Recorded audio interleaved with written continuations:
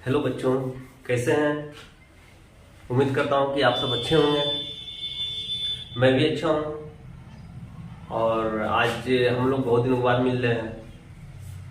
तो हम लोग फिजिक्स पढ़ रहे थे और फिजिक्स का पहला चैप्टर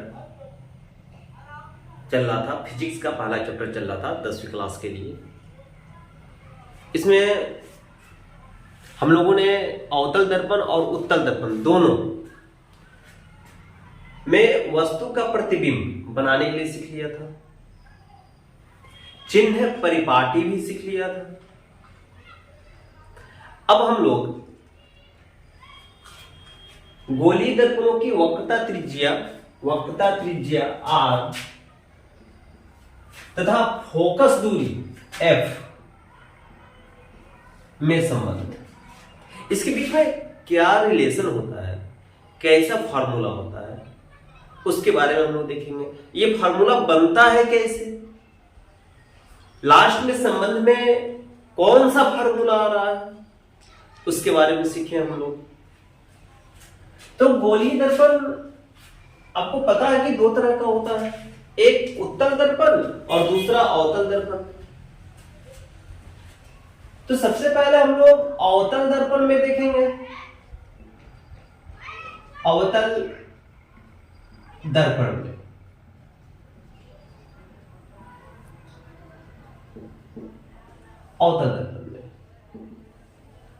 यानी कि अवतल दर्पण में हम लोग वक्रता त्रिज्या r और फोकस दूरी f में संबंध बनाएंगे। एक हम अवतल दर्पण बना ले, ये अपना अवतल दर्पण हो गया।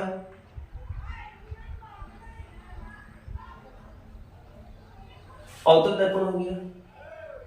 अवतल दर्पण में एक मुख्य अक्ष होता है, ये हमने ले लिया मुख्य अक्ष। अवतल दर्पण जिसके उभरे हुए भाग पर कलई होता है, पॉलिश होता है, और अंदर के भाग से प्रकाश का ये परावर्तन करता है। अब यहां से अगर कोई वस्तु अनंत पर रखी हुई है तो वहां से प्रकाश की किरण आएगी, वो मुख्य अक्ष के समांतर आएगी। प्रकाश की किरण मुख्य अक्ष के समांतर। और ये हम जानते हैं कि जब प्रकाश की किरण गोलीय दर्पण में मुख्य अक्ष के समांतर जाती है तो वह परावर्तन के बाद फोकस से होकर गुजरती है। फिर से अवतल दर्पण में जब प्रकाश की किरण मुख्य अक्ष के समांतर जाती है तो परावर्तन के बाद यह मुख्य फोकस से होकर गुजरती है। गुजारा जाए मुख्य फोकस से, ये मेरा मुख्य फोकस हो गया, यह मुख्य फोकस हो गया F।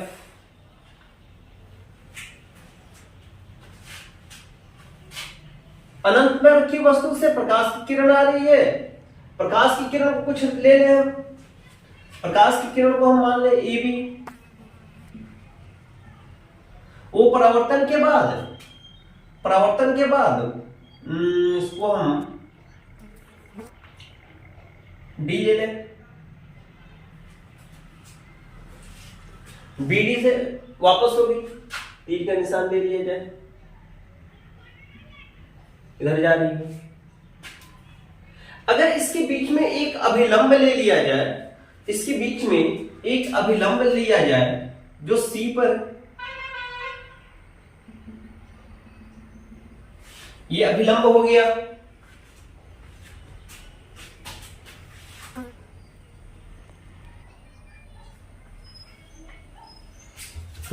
यह अभिलंब एक C पर लिया गया तो प्रकाश की परावर्तन के नियम से हम जानते हैं कि आपतन कोण और परावर्तन कोण दोनों बराबर होते हैं। आपतन कोण और परावर्तन कोण दोनों बराबर होते हैं। यह मेरा ध्रुव है P, ये मेरा ध्रुव है P। तो क्या यहां पर अगर हम लिख सकते हैं एंगल ABC, एंगल ABC बराबर एंगल CBF या FBC हो सकता है। क्या रीजन है? प्रकाश का परावर्तन। लिख देंगे प्रकाश के परावर्तन के कारण, यहां पर लिख दें प्रकाश का परावर्तन।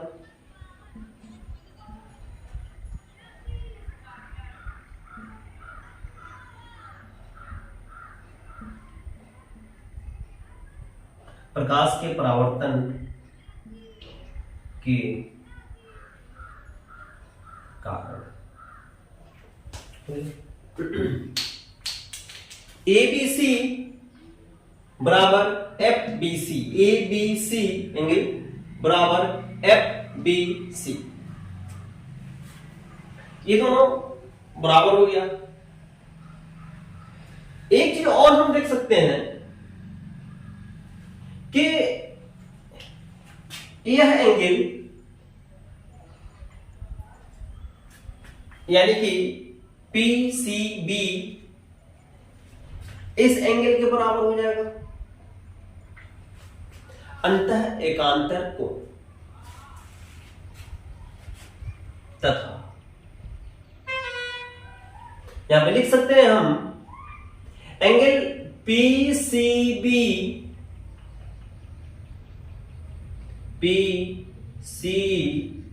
बराबर एंगल ABC, या इसी को ऐसे लिख सकते हैं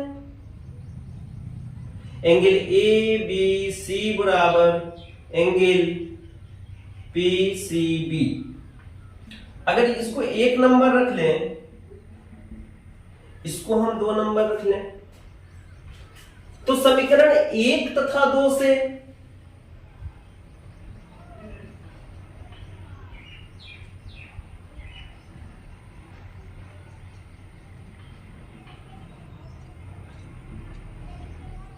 समीकरण 1 तथा 2 से क्या हो सकता है? समीकरण 1 का LHS यानी कि एंगल ABC, 2 का ABC दोनों बराबर है, यानी कि यह दोनों भी बराबर हो जाएगा।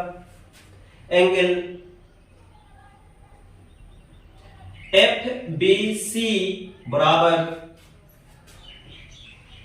एंगल PCB, एंगल FBC बराबर PCB। क्यों बराबर हुआ? क्योंकि इन दोनों का LHS बराबर है, RHS भी बराबर होगा। जिस तरह से 3 + 2 = 5, उसी तरह से 4 + 1 = 5, तो दोनों 5 5 है, यानी कि हम लिख सकते हैं 3 + 2 = 4 + 1। सेम चीज है, वही सेम चीज है। आगे बढ़ो।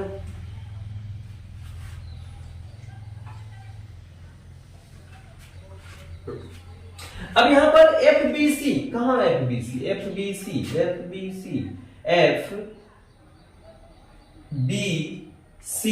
यानी कि यह एंगल बराबर हो गया PCB, यानी कि इस एंगल के बराबर हो गया। अब यहां पर त्रिभुज FCB में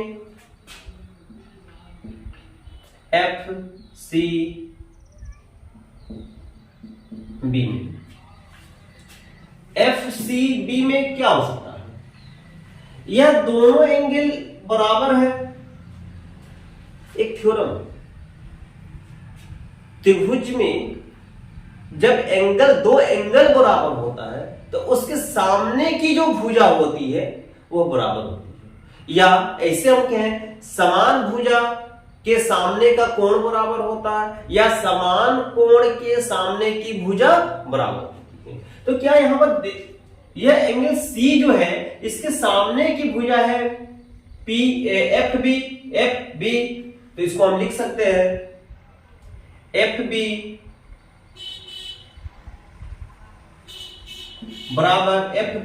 बराबर इसके सामने की भुजा एफ सी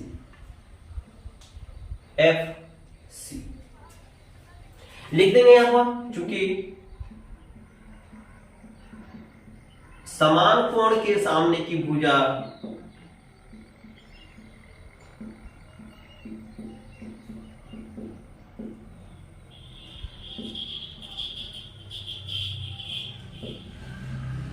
समान कोण के सामने की भुजा समान होती है।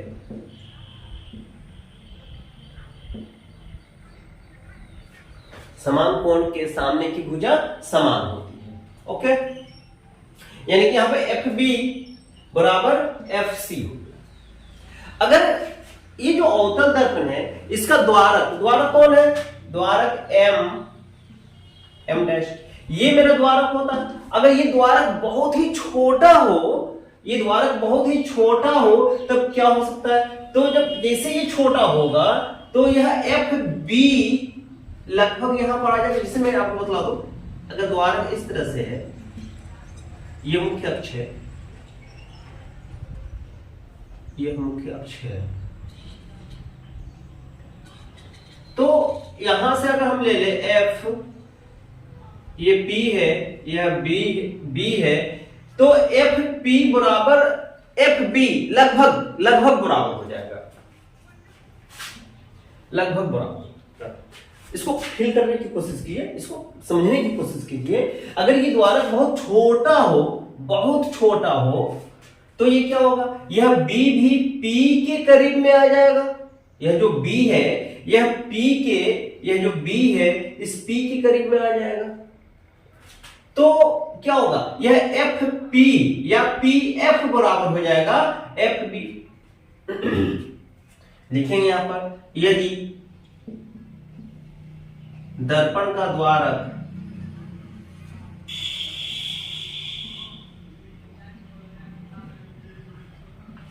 बहुत छोटा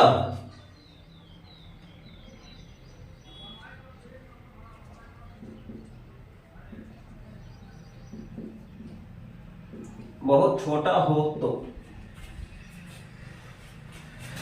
पी एफ बराबर एफ बी, पी एफ बराबर एफ बी।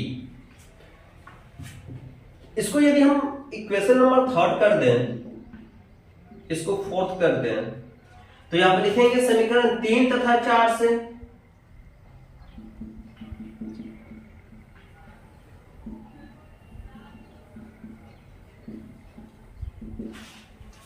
समीकरण 3 और 4 से। अब इसमें की देखिए, एफ बी बराबर है, तो एफ सी पी एफ के बराबर हो जाएगा, एफ सी पी एफ के बराबर हो जाएगा। तो यहां पर हम लिख सकते हैं एफ सी बराबर पी एफ, या पी एफ बराबर एफ सी, पी एफ बराबर एफ सी हम लिख सकते हैं। उसके बाद यहां पर दिखाई दे रहा है,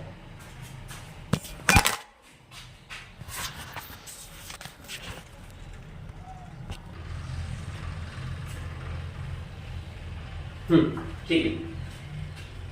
अब यहां पर हम लिख सकते हैं इस पीसी के बराबर क्या हो जाएगा? पीसी। क्या इस पीसी को हम पीएफ प्लस एफसी लिख सकते हैं? पीसी को हम पीएफ प्लस एफसी लिख सकते हैं। पीसी बराबर पीएफ प्लस एफसी, ये हो गया। या पीसी बराबर पीएफ, अब एक चीज देखो, पी एफ बराबर एफ सी और एफ सी बराबर पी एफ, यानी कि इस पी एफ को हम रहने दें उसी तरह से, P F plus F C. तो इस एफ सी को हम पी एफ के बराबर लिख सकते हैं, यहां पर लिख देंगे हम एफ सी की जगह पर पी एफ, हो गया। या पी सी बराबर पी एफ और पी एफ, 2 पी एफ और पी एफ 2 पी एफ, या पीसी। अब देखो पीसी को हम क्या लिखते हैं, वक्रता त्रिज्या। वक्रता त्रिज्या किस चीज से प्रदर्शित करते हैं हम, आर से, या तो कैपिटल आर या तो स्मॉल आर, क्योंकि स्मॉल आर लिए हुए हैं, आर बराबर 2 पीएफ। पीएफ को किस चीज से प्रदर्शित करते हैं हम, इस पीएफ को हम स्मॉल एफ से करते हैं प्रदर्शित, स्मॉल एफ से, पीएफ हो गया स्मॉल एफ। या आर बराबर 2f, एक तो फॉर्मूला ये हो गया, या f बराबर हो जाएगा 1/2 इंटू आर, ये हो गया, यही हो गया अवतल दर्पण में वक्रता त्रिज्या तथा फोकस दूरी f में संबंध। उत्तल दर्पण में भी यही संबंध होता है, सेम इसी तरह से उत्तल दर्पण में भी यही यही होता है, f बराबर हाफ आर, f बराबर 1/2 इंटू आर, ये हो गया। स्क्रीनशॉट ले लीजिए।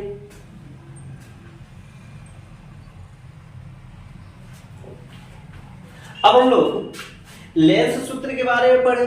लेंस सूत्र,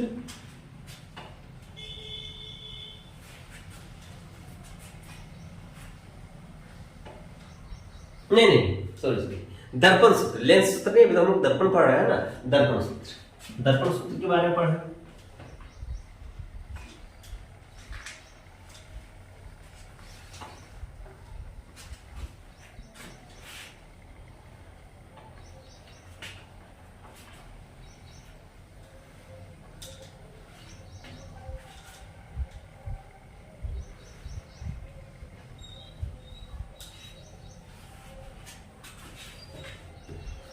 दर्पण सूत्र, जो दर्पण सूत्र होता है,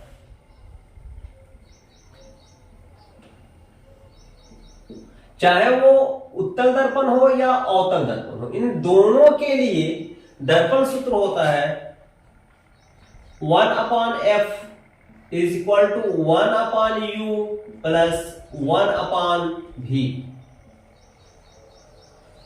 यह है दर्पण सूत्र, चाहे अवतल दर्पण हो या उत्तल दर्पण हो, इन दोनों के लिए 1/f equal to 1/u plus 1/v।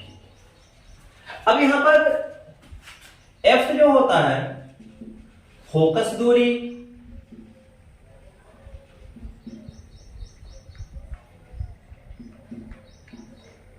u जो है ध्रुव से वस्तु की दूरी, यानी कि दर्पण से वस्तु की दूरी या दर्पण के ध्रुव से वस्तु की दूरी,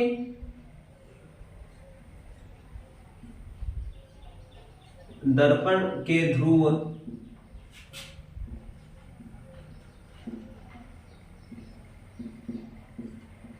से वस्तु की दूरी।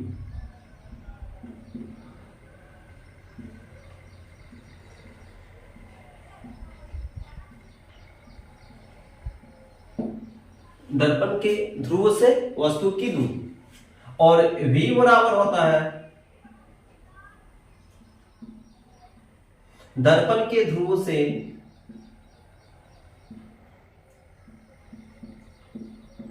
प्रतिबिंब की दूरी।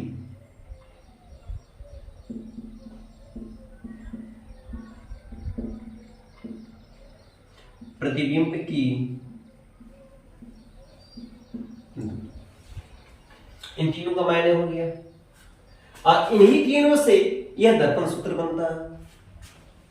आपके सिलेबस में इस दर्पण सूत्र को प्रूफ नहीं करना है, केवल दर्पण सूत्र लिख लेना है और इसके ऊपर क्वेश्चंस लगेंगे, न्यूमेरिकल इसके ऊपर लगेंगे। तो शुरू करें हम लोग न्यूमेरिकल।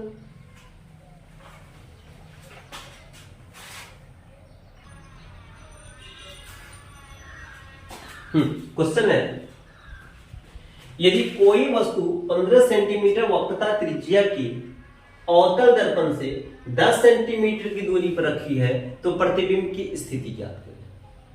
ठीक है, देखिए ये क्वेश्चन है। तो वो कोई भी न्यूमेरिकल अगर हम लगाते हैं ना, तो सबसे पहले ये कोशिश करते हैं कि जो कुछ दे रखा है उसको हम लिख लें। क्या क्या दिया हुआ है? कोई वस्तु 15 सेंटीमीटर की वक्रता त्रिज्या के अवतल दर्पण से बनाते हैं, अवतल दर्पण से स्याही यहां पर अवतल दर्पण की बात हो रही है।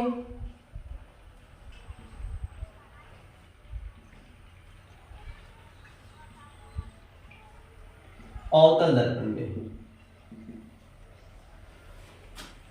वक्रता त्रिज्या दिया हुआ, वक्रता त्रिज्या इसको हम R से डिनोट करते हैं।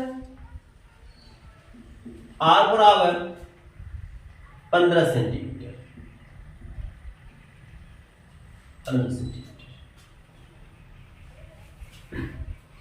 उसके बाद 10 सेंटीमीटर की दूरी पर रखिए। क्या रखी है? वस्तु रखी है 10 सेंटीमीटर की दूरी पर। तो यहां पर हम वस्तु की दूरी को हम u से डिनोट करते हैं, छोटा वाला u। तो यहां पर लिखें दर्पण से वस्तु की दूरी, या फिर डायरेक्ट वस्तु की दूरी लिख सकते हैं। वस्तु की दूरी u बराबर 10 सेंटीमीटर। अब एक चीज देखिए, यहां पर दर्पण के बाएं तरफ जो भी रहे, इससे है हम दर्पण बनाता हूं। देखिए ये दर्पण हो गया, अवतल दर्पण। बाएं तरफ, दर्पण के बाएं तरफ जो भी रहे वो ऋणात्मक होता है। अवतल दर्पण में या उत्तल दर्पण में दर्पण से वस्तु की दूरी हमेशा बाएं तरफ होती है। अगर यहां पर वस्तु है तो ये बाएं तरफ है। तो u इन दोनों कंडीशन में, चाहे वो अवतल दर्पण हो या उत्तल दर्पण हो, दोनों में जो u होता है वो ऋणात्मक होता है, इसलिए हम लिख देंगे -10। उसी तरह से r, इस r यानी वक्रता त्रिज्या बाएं तरफ ही होता है। ये है r, ये भी बाएं तरफ है, माइनस। दोनों में क्या हो गया? माइनस हो गया। दर्पण से बाएं तरफ की दूरी माइनस यानी कि ऋणात्मक, और दाएं तरफ की दूरी धनात्मक। अब इस R से हमको F निकल सकता है। अभी हम लोग फॉर्मूला देखे हैं कि R बराबर होता है 2 इंटू F। यहां से F बराबर हो जाएगा R/2।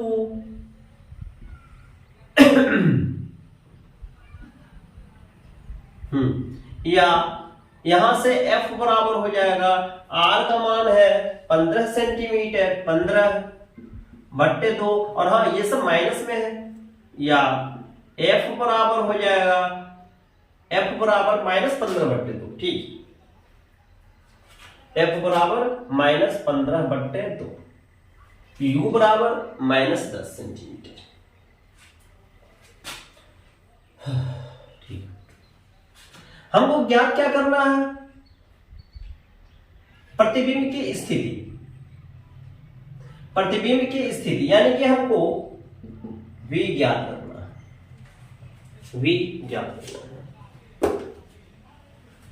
अगर हम दर्पण सूत्र की बात करें,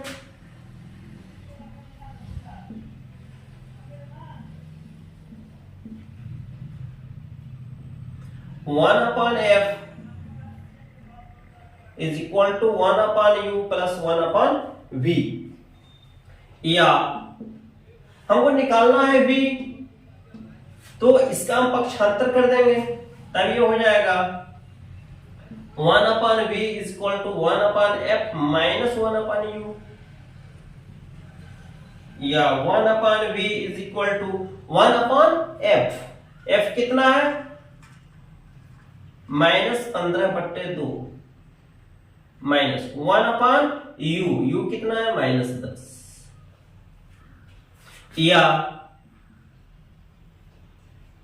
1/v इक्वल टू, इसको हम लिख सकते हैं 2/-15 और माइनस माइनस प्लस 1/10,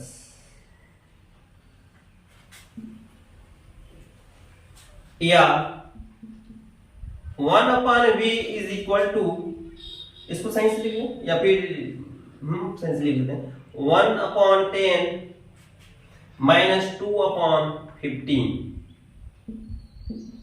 एलसीएम हो गया 30,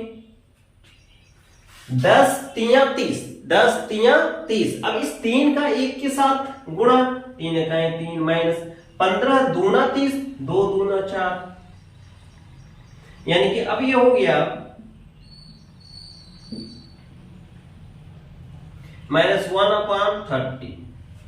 हमको v का क्या करना, उल्टा कर देंगे इसको, v बराबर हो जाएगा -30 सेंटीमीटर। प्रतिबिंब की दूरी क्या हो रही है, ऋणात्मक हो रही है। जब ऋणात्मक हो रही है तो निश्चित ही तौर पर क्या है, जिधर वस्तु है उधर प्रतिबिंब भी है।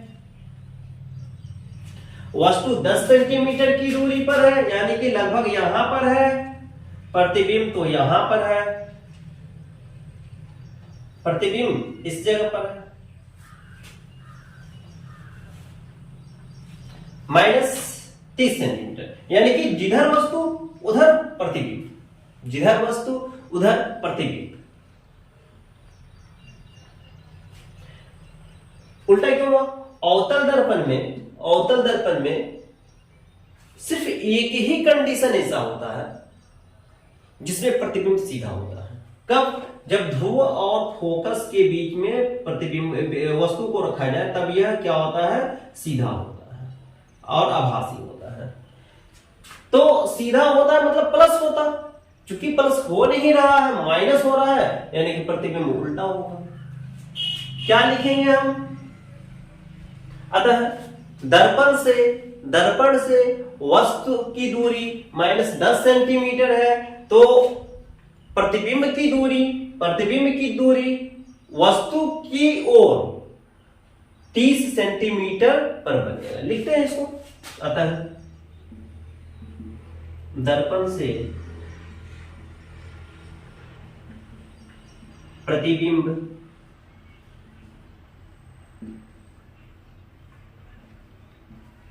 की दूरी, दर्पण से प्रतिबिंब की दूरी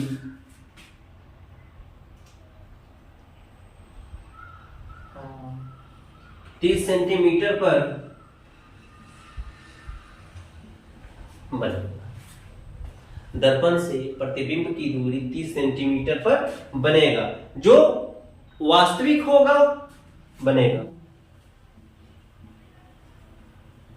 वास्तविक तथा उल्टा होगा,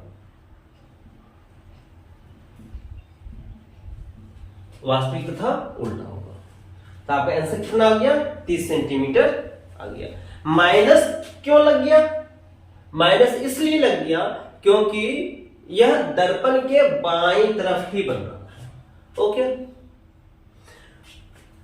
उम्मीद करता हूं कि आपको पूरा समझ में आ गया होगा, और कल और भी ज्यादा हम लोग क्वेश्चन करेंगे। कल फिर मिलते हैं। Okay, bye.